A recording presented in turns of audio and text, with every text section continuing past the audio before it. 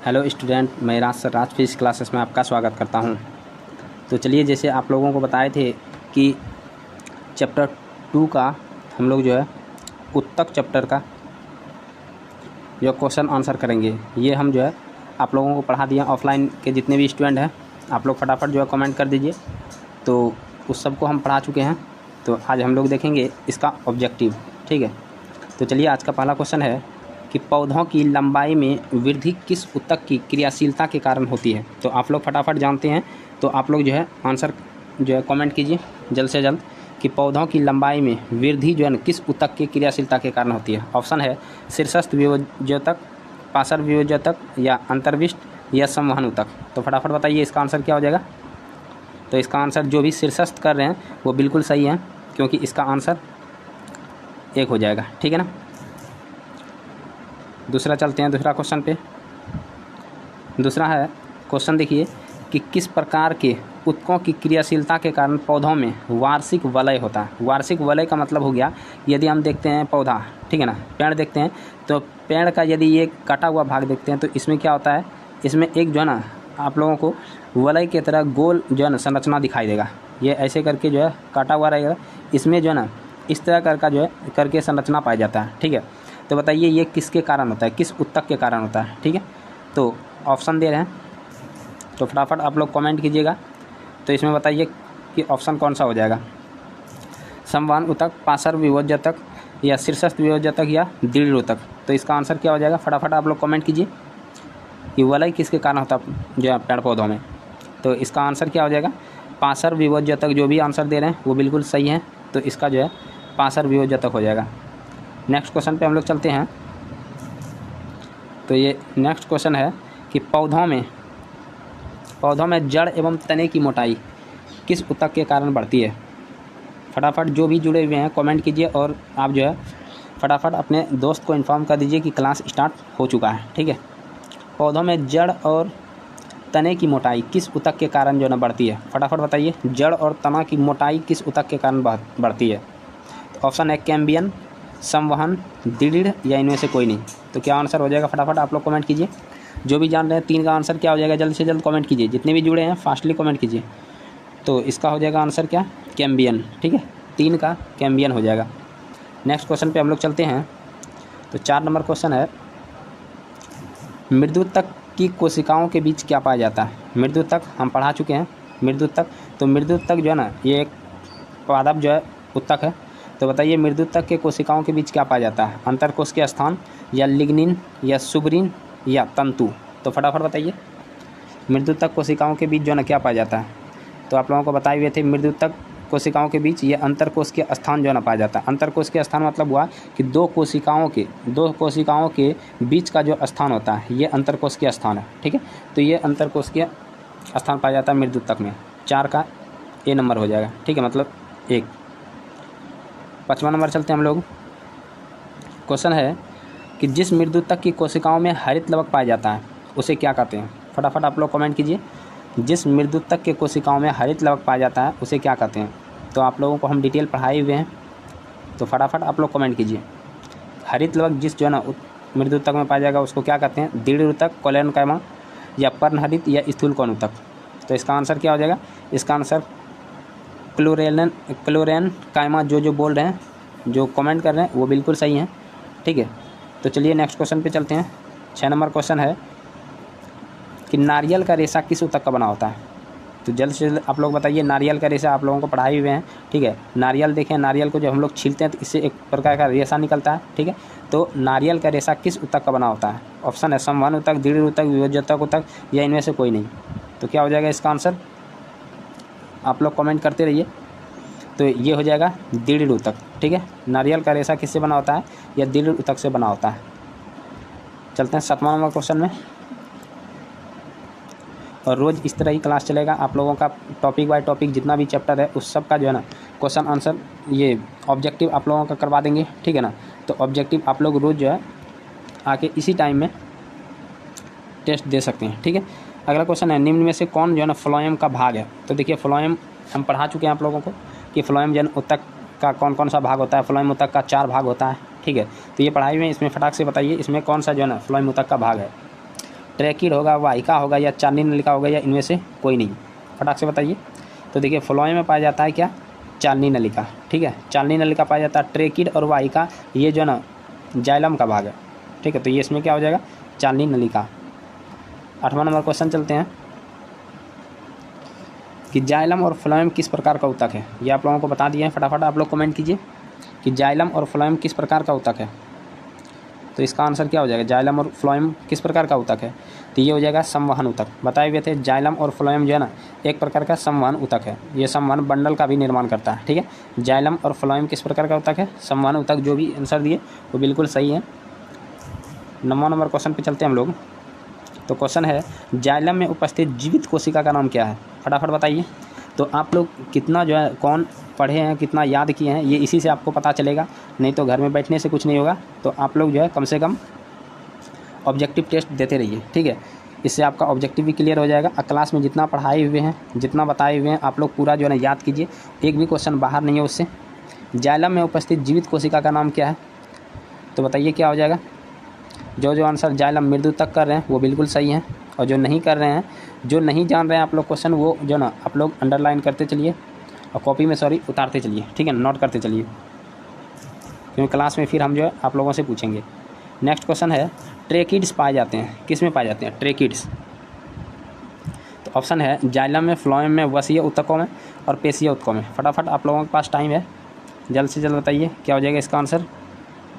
Tracheids कहाँ पाए जाते हैं? तो अभी जस्ट बताए थे कि ये जाइलम में पाए जाते हैं। ट्रेकिड्स किस में पाए जाते हैं? जाइलम में। और जो वीडियो नहीं देख पाए, जो लाइव नहीं जुड़ पाए अभी, तो वो जो है बाद में भी अपना देख सकते हैं। लेकिन हाँ, क्लास में इससे क्वेश्चन पूछेंगे, याद रखना है। निम्न में से कौन जाइलम का भाग नहीं है? देखिए ऑप्शन है ट्रेकिड्स है, जाइलम नलिका है, जाइलम तंतु है, या चालनी नलिका है। फटाक से बताइए। आप लोगों को अभी ये ऊपर में हम क्वेश्चन करवा चुके हैं। ठीक है, फटाक से बताइए इसका आंसर क्या हो जाएगा। जाइलम का भाग कौन सा नहीं है? तो अभी जस्ट बताए ये जाइलम का भाग जो ना, देखिए ट्रेकिड्स, जाइलम नलिका, जाइलम तंतु और जाइलम मृदु तक 4 प्रकार का है। तो ये चारों है, लेकिन चालनी नलिका ये कहाँ पाया जाता है? फ्लोएम में पाया जाता है। याद रखना, चालनी नलिका कहाँ पाया जाता है? फ्लोएम में। तो इसका आंसर क्या हो जाएगा? चालनी नलिका। नेक्स्ट क्वेश्चन पे हम लोग चलते हैं। नेक्स्ट है मूंगफली और बादाम के छिलके में पाए जाते हैं। फटाफट बताइए, मूंगफली और बादाम के छिलके में क्या पाए जाते हैं? हरित लवक, अंतरकोशिकीय एपान, स्क्लेरिड्स या चालनी पट। क्या हो जाएगा इसका आंसर? मूंगफली और बादाम के छिलके में क्या पाए जाते हैं? चलिए फटाफट बताइए, आप लोग कमेंट कीजिए जल्द से जल्द। तो इसका आंसर हो जाएगा स्क्लेरिड्स। ठीक है, मूंगफली और बादाम के छिलकों में पाया जाता है। नेक्स्ट क्वेश्चन पे हम लोग चलते हैं, और ये 13 नंबर क्वेश्चन है।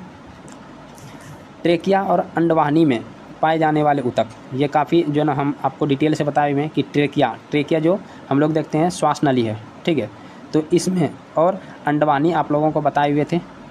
जो है ये हम जो है आप लोगों को ये फिगर बनाए हुए थे निषेचन वाला। ठीक है, ये फिगर में बताए हुए थे आप लोगों का। तो फटाफट बताइए, यहाँ पे जो ना अंडाशय होता है। ठीक है, और उसके बाद यहाँ पे ओवरी पाया जाता है। ये जो है ना इसके ऊपर जो ओव्यूलेशन करता है, उसके बाद जो है मतलब कि इस पर स्पर्श करता है, और इससे जो है ना जो अंडाणु होता है ये ऊपर ले जाता है फैलोपियन ट्यूब पे, और यहाँ पे निषेचन होता है। तो ये बताए थे इसमें कौन सा जो है ऊतक पाया जाता है? फटाफट बताइए, तो ये कौन सा ऊतक हो जाएगा? तो इसका आंसर क्या हो जाएगा? पक्षमल एपिथेलियम ऊतक। याद रखना, पक्षमल एपिथेलियम ऊतक। जो रिवीजन नहीं किए हैं वो रिवीजन कीजिए। ठीक है, अगला क्वेश्चन देखिए, ये भी पढ़ाए हुए हैं कि कॉन्ड्रियोब्लास्ट कोशिकाएं किस ऊतक में पाई जाती है? कॉन्ड्रियोब्लास्ट ये किस में पाई जाती है? दीर्घ ऊतक में पाया जाता है, या अस्थि में पाया जाता है, या उपास्थि में पाया जाता है, या रक्त में पाया जाता है? फटाफट जो भी जुड़े हैं फटाफट आंसर कीजिए कि कॉन्ड्रियोब्लास्ट कोशिकाएं जो है किस ऊतक में पाई जाती है? कॉन्ड्रियोब्लास्ट कोशिकाएं किस ऊतक में पाई जाती है? तो इसका आंसर क्या हो जाएगा? कॉन्ड्रियोब्लास्ट। देखिए आपको बताए थे एक ऑस्टियोब्लास्ट। ठीक है, ऑस्टियोब्लास्ट। तो ऑस्टियोब्लास्ट जो बताए थे, ये बताए थे अस्थि में पाया जाता है। कहाँ पाया जाता है? अस्थि में। और कॉन्ड्रियोब्लास्ट कहाँ पाया जाता है? सॉरी, ये हो गया अस्थि में। ठीक है, और कॉन्ड्रियोब्लास्ट हो जाता है उपास्थि में। तो 2 भाग हम बताए थे कंकाल ऊतक। देखिए आप लोगों को एक बार बता दें कि कंकाल ऊतक हम जो है 2 प्रकार का बताए। ठीक है, कंकाल ऊतक में 2 प्रकार का, एक तो हो जाता है जो आपका अस्थि ऊतक। ठीक है, एक हो जाता है अस्थि, दूसरा हो जाता है उपास्थि। तो ये आप लोगों को बता चुके हैं, ठीक है। अस्थि और उपास्थि, तो अस्थि में पाया जाता है ऑस्टियोब्लास्ट और उपास्थि में पाया जाता है कॉन्ड्रियोब्लास्ट, ठीक है। तो जो भी इसका उपास्थि आंसर कर रहे हैं वो बिल्कुल सही है। रक्त के बारे में भी बता दिया आप लोगों को, रक्त का pH मान कितना होता है 7.4, ठीक है। आप लोग बताइए रक्त का कितना भाग होता है, फटाफट जो भी जुड़े हैं जल्द से जल्द आंसर बताइए रक्त का कितना भाग होता है, तब तक हम लोग नेक्स्ट क्वेश्चन चलते हैं, ठीक है। नेक्स्ट है शरीर का बाहरी और भीतरी रक्षक आवरण बनाते हैं, कौन बनाते हैं? शरीर का बाहरी और भीतरी जो ना रक्षक आवरण कौन बनाते हैं? संवेदी ऊतक, एपिथेलियम ऊतक, संयोजी ऊतक या कंकाल ऊतक? जल्द से जल्द बताइए, तब तक हम बताते हैं आपको रक्त का भाग, ठीक है। तो बताए थे रक्त का 2 भाग होता है, एक तो होता है तरल भाग, एक होता है तरल भाग, दूसरा होता है ठोस भाग, ठीक है।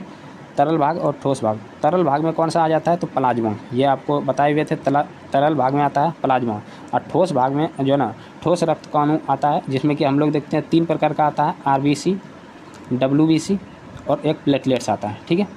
तो अब आपको बताना है कि शरीर का बाहरी और भीतरी रक्षण क्या कहलाता है, तो इसका आंसर क्या हो जाएगा? एपिथेलियम ऊतक, ठीक है। एपिथेलियम ऊतक हम बताए हुए थे आप लोगों को, शरीर के बाहरी और भीतरी जो ना अंगों का ये रक्षा करता है, एपिथेलियम ऊतक, ठीक है। 16 नंबर क्वेश्चन में चलते हैं, ये काफ़ी इंपॉर्टेंट है, आप लोगों को जो है कल ही पढ़ाए हुए हैं, ठीक है। तो आप बताइए कि रैखित पेशी जो है ना क्या है? रैखित पेशी या ऐच्छिक पेशी होता है या अनैच्छिक होता है या ऐच्छिक अनैच्छिक दोनों होता है या इनमें से कोई नहीं होता? ये यदि नहीं बताए तो आप लोगों को क्लास में पक्का पीटेंगे। फटाफट बताइए क्या हो जाएगा इसका आंसर? रैखित पेशी। तो रैखित पेशी का मतलब बताए थे हम लोग, देखे हुए थे कि पेशी ऊतक जो है ना कितना भाग में बटा हुआ था। पेशी ऊतक हम लोग देखे हुए थे कि पेशी इसमें जो है ना 3 भाग में बताए थे, ठीक है। एक तो बताए थे रैखित पेशी, दूसरा अरैखित पेशी और तीसरा बताए थे हृदय पेशी, ठीक है। तो रैखित पेशी को ही कहा जाता है ऐच्छिक जो है ना ऐच्छिक पेशी। तो ऐच्छिक मतलब हुआ कि वैसे पेशी जो हम अपने इच्छा अनुसार जो है ना संकुचन कर सकते हैं, इच्छा अनुसार। जैसे हम हाथ पैर का जो मांसपेशी है इसको हम इच्छा अनुसार जो है ना इसको हिला डुला सकते हैं, ठीक है ना। अनैच्छिक हो गया जो कि मेरे इच्छा के अनुसार काम नहीं करता। जैसे मान लीजिए कि खाना हुआ, खाना खाए और यदि हम आज खाए तो ये सोचेंगे कि जो है ना परसों तक नहीं पचे, तो ऐसा नहीं हो सकता। ये अनैच्छिक क्रिया है, ये जो है ना खुद जो है ना ऑटोमेटिक ये स्टार्ट हो जाता है, ठीक है। ये अनैच्छिक क्रिया है, तो ये याद रखना आप लोगों को, ठीक है। तो इसका आंसर क्या हो जाएगा? ऐच्छिक पेशी है। अगला क्वेश्चन देखते हैं, अस्थि या उपास्थि है? फटाफट बताइए, अस्थि या उपास्थि क्या है? एपिथेलियनी ऊतक है या संयोजी ऊतक है, सी ऊतक है, तंत्रिका ऊतक है? जो सही से पढ़े होंगे ये सब जवाब दे देंगे। आप लोग फटाफट कमेंट कीजिए क्या हो जाएगा इसका आंसर। तो इसका आंसर क्या हो जाएगा? इसका आंसर हो जाएगा अस्थि और उपास्थि क्या करता है? जोड़ने का काम करता है, अस्थि और उपास्थि। तो आप लोग फटाफट बता दीजिए कि अस्थि से अस्थि को कौन जोड़ता है? अस्थि से अस्थि को कौन जोड़ता है? आप लोग जो है कमेंट कीजिए जल्दी से, ठीक है। और तब तक इसका हम आंसर बताते हैं कि अस्थि और या उपास्थि जो होता है यह एक संयोजी ऊतक होता है, क्योंकि ये जोड़ने का काम करता है, इसलिए ये एक संयोजी ऊतक है। याद रखना, अस्थि और उपास्थि क्या है? संयोजी ऊतक है। तो अस्थि से अस्थि को कौन जोड़ता है? तो जो आंसर दे रहे हैं लिगामेंट, वो बिल्कुल सही है। तो इसका आंसर क्या हो जाएगा? लिगामेंट, लिगामेंट, ठीक है, लिगामेंट, जिसको हिंदी में स्नायु भी कहा जाता है, स्नायु, यह रखना, स्नायु। उसके बाद नेक्स्ट चलते हैं, तो इसका आंसर क्या हो जाएगा? इसका आंसर संयोजी ऊतक हो जाएगा। नेक्स्ट क्वेश्चन पे चलते हैं, 18 नंबर है कि वह ऊतक जो मनुष्य में पेशियों को अस्थियों से जोड़ता है। देखिए अभी हम बताएं आपको अस्थि से अस्थि, अब बार है पेशी से अस्थि को कौन जोड़ता है? फटाफट बताइए। इधर है पेशी, ठीक है, इधर है पेशी और इधर है आपका अस्थि, ठीक है। तो बताइए पेशी और अस्थि को कौन जोड़ता है? पेशी और अस्थि को कौन जोड़ता है? तो फटाफट बता दीजिए, पेशी और अस्थि को। तो अभी आपको टेंडन का मतलब बताइए, स्नायु, टेंडन। तो ये टेंडन क्या करते हैं? सॉरी, लिगामेंट, लिगामेंट क्या करता है? ये जो ना अस्थि और अस्थि को जोड़ता है। और पेशी और अस्थि को जोड़ता है कौन? कंडरा। कंडरा को हम लोग जो ना इंग्लिश में कहते हैं टेंडन। क्या कहते हैं? टेंडन, ठीक है। और स्नायु को इंग्लिश में कहते हैं लिगामेंट। याद रखना ये बात, लिगामेंट, ठीक है। और उपास्थि तो अभी बता ही दिया आप लोगों को। अब मृदु तक क्या है? मृदु तक एक पादप ऊतक है और ये सब जो जंतु तक है, ठीक है। और 19 नंबर क्वेश्चन है कि अरैखित पेशी है। अरैखित पेशी क्या है? अभी जस्ट बताए थे रैखित पेशी क्या है। रैखित पेशी जो है ना ऐच्छिक है, तो अ लगा देंगे तो अनैच्छिक हो जाएगा, ठीक है। तो ये क्या हो जाएगा? अरैखित पेशी जो है यह एक अनैच्छिक पेशी है। अनैच्छिक मतलब जो हम अपने इच्छानुसार नहीं कर सकते हैं, ठीक है, ये अनैच्छिक पेशी है। जैसे हृदय का धड़कना क्या मेरे जो है ना कंट्रोल में है। आज यदि बोलें कि जो है ना आज एक दिन हृदय को नहीं धड़काते हैं, तो पता चला हृदय नहीं धड़काएंगे तो हम लोग यहाँ से भड़क जाएंगे और जो हम लोग कहाँ चले जाएंगे, ऊपर। ठीक है, तो ऐसा नहीं हो सकता है। तो ये अनैच्छिक क्रिया है। ठीक है, और ऐच्छिक पेशी क्या है, अनैच्छिक है। आप लोगों को अब एक बताना है जो कि लास्ट क्वेश्चन है आज का। रक्त में पाए जाने वाली तुर्क रूपी जो है ना केंद्रक युक्त कोशिकाओं का जो है ना नाम क्या है। तो आप जो है बताइएगा कि रक्त में पाए जाने वाली तुर्क रूपी, ये आपका जो है ना HW रहा। ठीक है, तो आपको ये HW कहाँ दिखाना है, तो ये जो है ना आपको कमेंट करना है। ठीक है, कमेंट करना है, तो ये याद रखना है, कमेंट करना है। बल्कि ये कमेंट में नहीं, ये लाइव चैट में नहीं, बल्कि आपको कमेंट बॉक्स में जाके करना है। वीडियो जहाँ पे जो है ना आपका अंत होगा, ठीक है, उसके बाद जो वीडियो अपलोड होता है उसके नीचे आता है कमेंट का ऑप्शन, वहाँ आपको आंसर देना है। क्योंकि वहाँ दीजिएगा तो हम पढ़ेंगे कि कौन कौन आंसर दे रहे हैं। ठीक है, तो ये क्वेश्चन रहा कि रक्त में पाई जाने वाली तुर्क रूपी केंद्रक युक्त कोशिकाओं का नाम क्या है। तो ऑप्शन है प्लेटलेट्स, प्लाज्मा, RBC और WBC। तो आप लोग चारों में से एक जो है ना ऑप्शन को जो है ना लिखना है आप लोगों को। तो आप बताइए कि आपको जो है ना कैसा लगा और कितना किसका सही हुआ, वो ईमानदारी से बताएंगे। कोई भी जो है ना चीटिंग नहीं, ईमानदारी से आप लोग अपना अपना कमेंट बॉक्स में लिखिएगा कि मेरा जो है ना 20 में कितना सही हुआ। और यदि आप लोगों को ये सेशन अच्छा लगा होगा तो आप लोग जो है ना कमेंट अच्छा कमेंट कीजिएगा। उसके बाद हम ये जो है ना ऑब्जेक्टिव को कंटिन्यू कर देंगे। ठीक है, तो चलिए आज के लिए इतना ही रहता है। नेक्स्ट टाइम फिर मिलेंगे, तब तक के लिए जय हिंद।